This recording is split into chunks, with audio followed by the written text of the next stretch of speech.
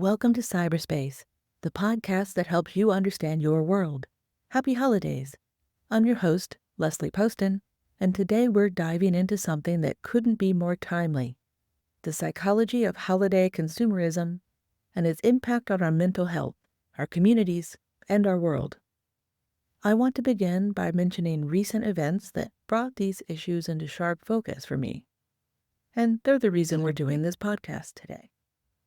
This week, Amazon workers on the factory floor and their drivers went on strike with the Teamsters Union, and rather than acknowledge and honor and respect their strike, Amazon corporate in New York decided to open the fire hydrants and douse the workers with a torrent of water in the freezing cold temperatures, soaking not just the workers, but the resources that they had brought to their strike to feed the people that were there striking.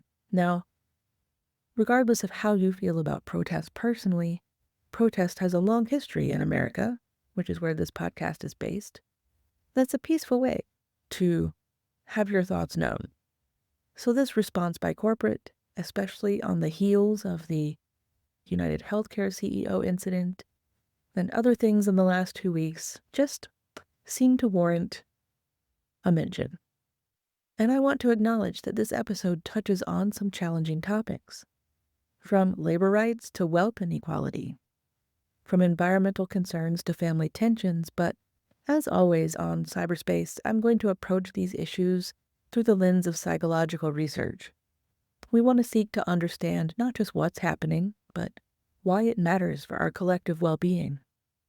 These events raise questions about how we participate in consumer culture, especially during the holiday season. But more than that, they highlight the complex web of psychological, social, and economic forces that shape our behavior, both as consumers and as members of a larger community.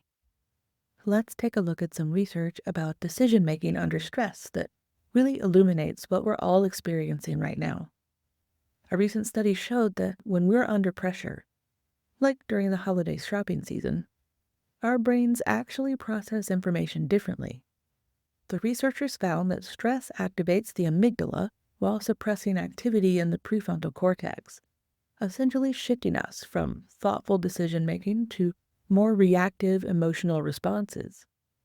This neurological shift happens to coincide perfectly with what we might call seasonal affective priming, the way holiday messaging targets our emotional vulnerabilities.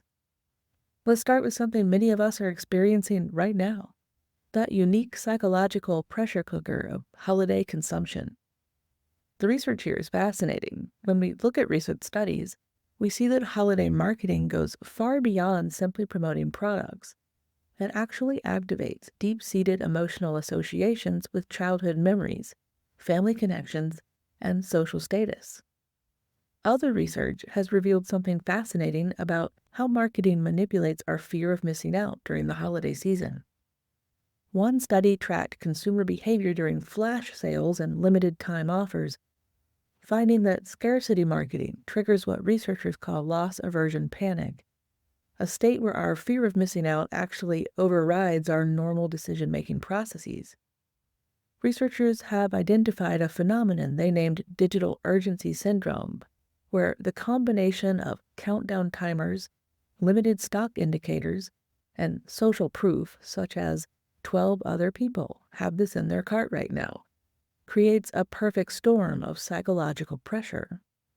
Brain imaging studies show that exposure to these marketing tactics activated the same neural pathways associated with genuine threat responses. What's particularly interesting is how this intersects with social media algorithms. One recent study found that holiday-focused advertising on social platforms is specifically designed to exploit what we call temporal discounting, our tendency to overvalue immediate rewards and undervalue future consequences. Think about those holiday commercials showing perfect family gatherings, or the way certain songs can instantly transport you back to childhood gift opening moments. This isn't just clever marketing. It's tapping into what neuroscientists call autobiographical emotional memory, where sensory cues trigger deep emotional associations. Research has shown that retailers specifically choose music, scents, and imagery that activate these memory networks, making us more likely to make purchases based on emotional rather than rational factors. Study after study has shown an inverse relationship between materialistic values and psychological well-being. The more we tie our happiness to purchases, the less satisfied we tend to be. A fascinating meta-analysis looked at data from over 150 studies and found that high levels of materialistic values were consistently associated with lower life satisfaction, decreased happiness, and higher levels of psychological distress. This creates what psychologists call a hedonic treadmill effect during the holidays. A particularly revealing study tracked people's satisfaction with holiday purchases over time. The researchers found that even expensive gifts produced only a temporary boost in happiness, with satisfaction levels returning to baseline within weeks. This phenomenon, known as hedonic adaptation, is especially pronounced during the holidays because of what social psychologists term amplified expectations. Our tendency to overestimate how much happiness material goods will bring us. We keep consuming more, hoping to capture the joy we associate with the season, while actually moving further from what research shows truly contributes to holiday well-being. Those meaningful connections, shared experiences, and sense of purpose that make the season special. Recent research in social comparison theory has revealed something fascinating about why holiday gift-giving can feel so stressful. A comprehensive study tracked gift-giving behaviors across different social networks and found what researchers call reciprocity anxiety, the fear that our gifts won't measure up to what we receive. But it gets really interesting when you think that this anxiety actually creates a spiral of escalating expectations that makes everyone less satisfied with their exchanges. The research team for this study discovered that people consistently overestimated how much others were spending on gifts by an average of 40%. This perception gap led to what they termed comparative gift stress syndrome, a state where people feel pressured to spend more than they can afford, not because of direct pressure, but because of imagined expectations. Now, these individual psychological effects don't exist in isolation. They're part of larger systems that have profound implications for workers, communities, and our environment. Research in occupational psychology has documented the severe mental health impact of poor working conditions, particularly during high-stress periods like the holiday shopping season. One particularly striking study found that worker well-being isn't just about wages. It's about dignity, autonomy, and feeling valued as a human being. The researchers conducted a large-scale analysis of workplace conditions and mental health outcomes, finding that employees who experienced a lack of autonomy and respect showed significantly higher rates of anxiety, depression, and stress-related health issues. These effects were especially pronounced in seasonal and temporary workers, who often face the most intense pressure during the holiday rush. This connects to another fascinating area of research, the psychology of economic inequality. Studies have documented that what they call the empathy gap between different economic classes, as wealth inequality increases, people at different economic levels can actually become less able to understand each other's experiences and perspectives. This has profound implications for how we think about holiday consumption and worker rights. This research also reveals something called moral disengagement, our tendency to distance ourselves psychologically from the consequences of our consumer choices. A series of studies showed that people are more likely to ignore ethical concerns about products when they're under time pressure or emotional stress, exactly the conditions that characterize holiday shopping. Now, let's talk about something that's particularly relevant to our current moment. Studies on collective trauma and consumer behavior have revealed unexpected patterns in how societies respond to shared challenges through their purchasing habits. Research examined shopping patterns following major social disruptions and found comfort consumption increased spending on items that represent stability and normalcy. This behavior often manifests differently across social groups. Researchers identified what they call divergent coping responses. While some people respond to collective stress by increasing consumption, others move towards what psychologists term conscious minimalism. This split appears to be influenced by pre-existing values and social support networks. This connects directly to what environmental psychologists have been studying regarding eco-anxiety, that chronic fear of environmental doom that can be triggered by an awareness of unsustainable consumption patterns. During the holidays, this anxiety often collides with social pressure to consume, creating what researchers term value-action gap stress, that psychological tension between our environmental values and our actual behavior.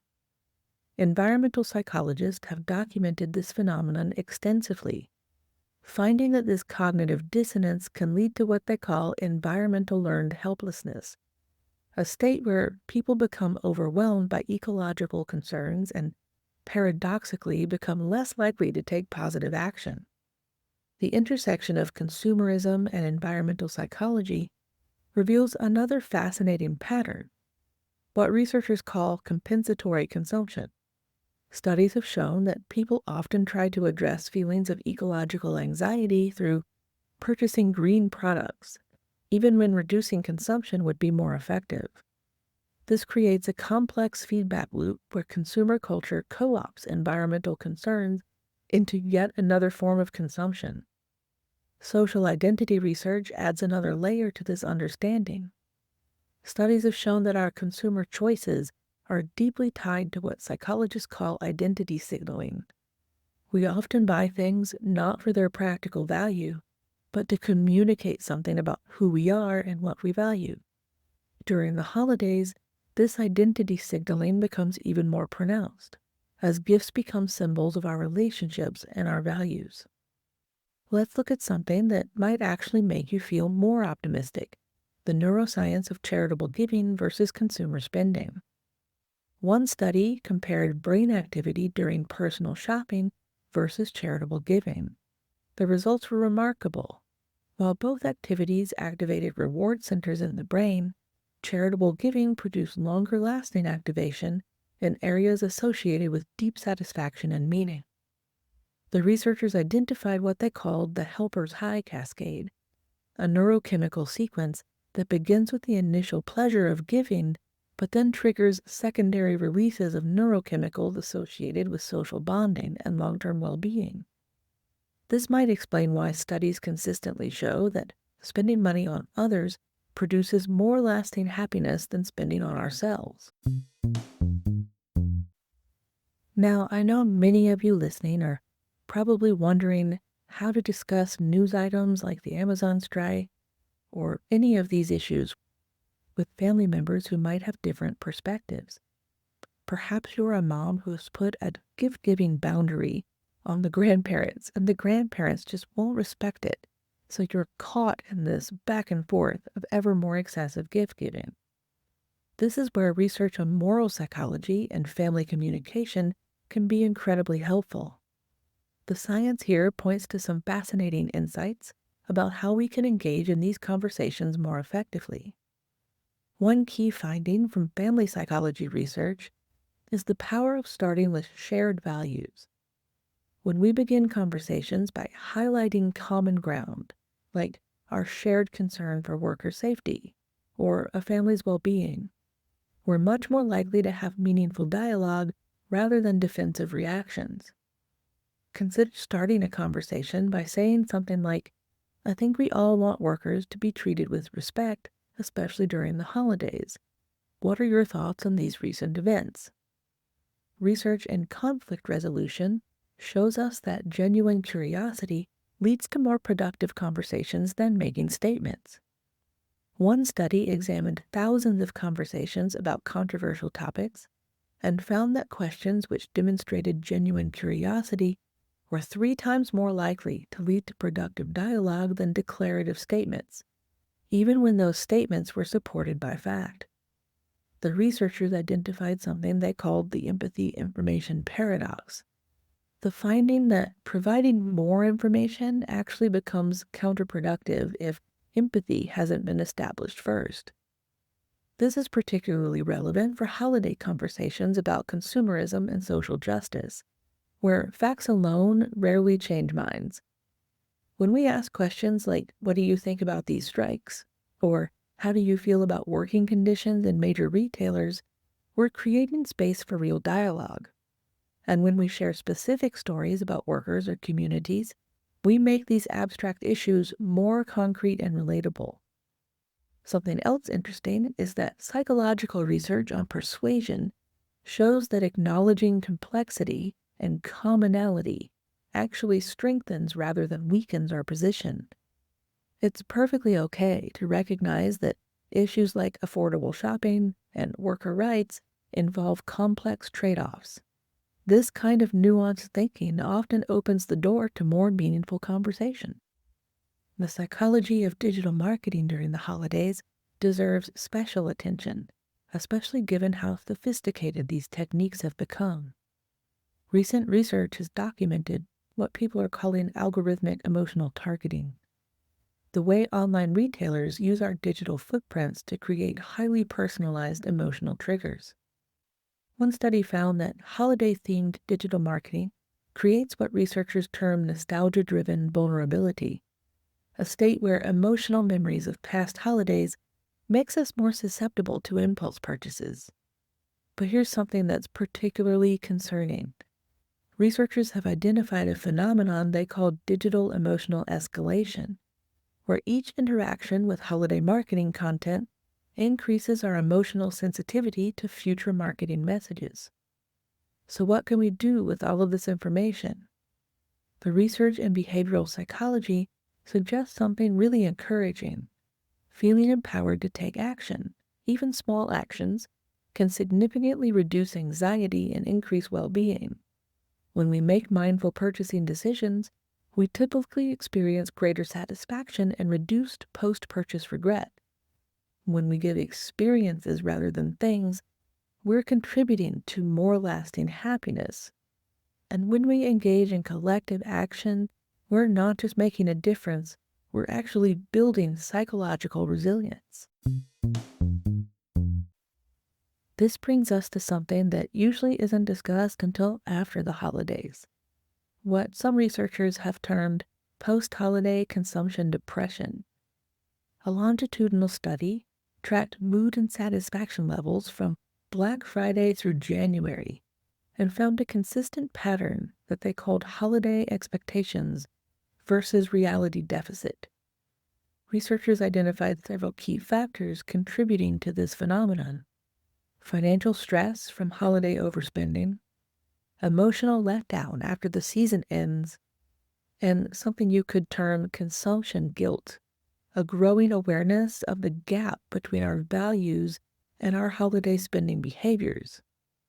But something particularly interesting, the study found that people who engaged in what researchers are calling mindful consumption, or making conscious, values-aligned purchasing decisions, show significantly lower rates of post-holiday depression.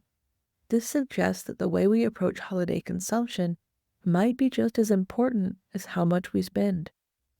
Psychological research points us to something else really important. We're not just passive consumers in this system. Studies in behavioral psychology have identified several effective strategies for what they call conscious consumption resilience, the ability to make mindful choices even under marketing pressure. One particularly effective approach comes from research on implementation intentions, specific plans for how we'll handle challenging situations. Studies show that the people who develop what we call value-based decision frameworks before entering high-pressure shopping situations are significantly more likely to make choices they feel good about later. The research on family communication during the holidays reveals some fascinating patterns. Psychologists examine value conflict activation, or the way holiday consumption habits can trigger deeper disagreements about values and priorities. The researchers found that discussions about holiday spending often serve as proxy conversations for more fundamental differences in worldviews. The study identified what they call bridge topics, subjects that allow families to discuss controversial issues through the lens of shared values. For example, conversations about worker rights during the holidays were most productive when they were framed in terms of family well-being and community care, values that tend to resonate across political perspectives. The research team also documented what they termed emotional contagion patterns in family discussions. They found that the emotional tone set in conversations about holiday consumption often spread to other topics, creating either virtuous or vicious cycles of communication. This suggests that how we approach these discussions might be just as important as the content itself. Let's translate this research into practical strategies. One fascinating study tracked people who successfully modified their holiday consumption patterns. They identified what researchers call transition points, specific moments where people were most able to shift their behavior despite social and marketing pressure. The study found that the most effective approach wasn't trying to resist all consumer pressure, but rather what they termed strategic realignment, consciously choosing where and how to participate in holiday consumption in ways that align with personal values. People who used this approach reported significantly higher satisfaction with their choices and lower post-holiday regret. The researchers also identified several key practices that supported healthier consumption patterns. First, what they call pause points, predetermined moments to step back and evaluate choices before making purchases. Brain imaging studies have shown that even a brief pause can shift activity from emotional to rational processing centers. Second, value anchoring, the practice of explicitly connecting spending decisions to personal or family values. People who engaged in this practice showed greater resilience to marketing pressure and higher satisfaction with their choices. And third, community embedding, intentionally connecting holiday activities to local communities and relationships. This practice was associated with what researchers called sustainable satisfaction, positive feelings that actually increased rather than decreased over time. Recent research in consumer psychology has identified emerging trends that might reshape how future generations approach holiday consumption. Studies of younger generations show what researchers call conscious consumption orientation, a tendency to prioritize ethical and environmental considerations in purchasing decisions. But there's some tension here. Researchers have documented what they term the digital values paradox. While younger generations express strong values around consumption, they're also more vulnerable to sophisticated digital marketing techniques. This creates what the researchers call value-action tension, a struggle between conscious ideals and unconscious influence. Let's take a look at what research suggests about creating healthier patterns. A longitudinal study found that people who practiced what researchers call conscious celebration, or intentionally designing their holiday activities around well-being and values, showed significantly different patterns of post-holiday mood than those who followed traditional consumer patterns. Instead of experiencing the typical Blue Monday crash, these individuals maintained more stable mood levels and reported higher satisfaction with their holiday experiences. The key difference wasn't spending less, but what researchers term intentional engagement, making conscious choices about how to participate in the holiday season.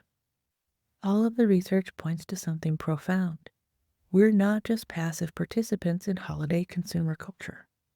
The psychological research gives us tools to understand our own behavior and make more conscious choices.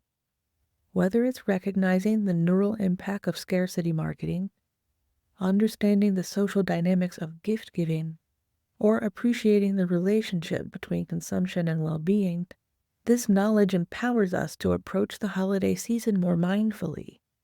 And remember, the goal isn't to completely opt out of holiday traditions, but rather to engage with them in ways that truly serve our well-being and reflect our values. As the research shows, the most satisfied people aren't those who spend the most or the least, but those who make conscious, intentional choices about how to participate in the holiday season in a more experiential way. We can use these insights to create celebrations that feel authentic, meaningful, and sustainable, both for ourselves and for our world. Before we sign off today, I want to remind you that we do have a new Patreon, which will always be free, to help you have a place to talk to us. We're also available at the email in our RSS feed and on every one of your most favorite podcast platforms. Thank you once again for coming to cyberspace and listening again. This is your host, Leslie Poston, wishing you mindful and meaningful holidays with your friends, your family, and your loved ones, and hoping that you stay curious. See you next time.